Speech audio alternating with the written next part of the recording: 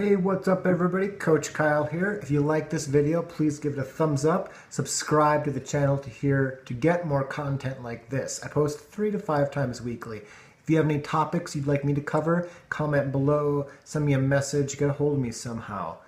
Today's video is about, it's a topic I'm writing about for Reddit, and it's 4 unconventional reasons that people are better runners, or people become above average or good runners. So I'm going to start with, they didn't run as a youth.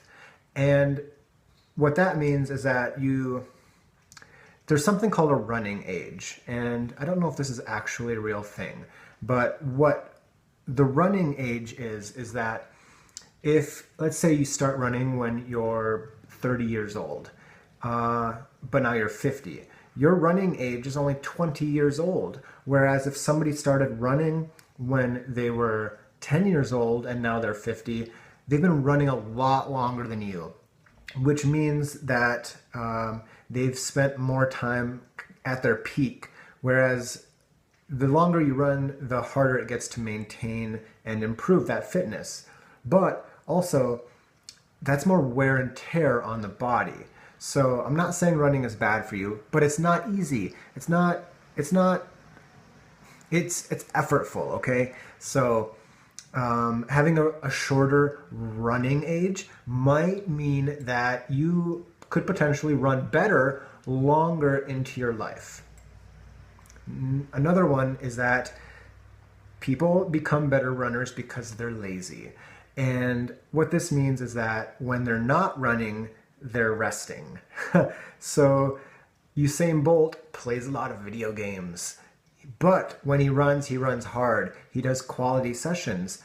But when he's not running, he isn't, mowing the lawn or going hiking or whatever. This is something that I read about in the book called Running with the Kenyans. Very good book. You should pick it up. But one of the European athletes who was living in Kenya, talking with the author, he was asked, what's one of the biggest differences between the East Africans and the European elite runners? And one thing he said was that the East Africans, when they're not running, they're napping, they're laying around, they're eating, they're lazy, they're good at resting. That's another point. Point 3, the best runners are the best resters. And what I mean by this rest specifically is not being lazy, but it's they're good at resting and not running when they think they should not run.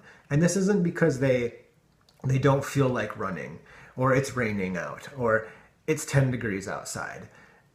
But if their calf isn't feeling 100%, or maybe they tweaked their back or something.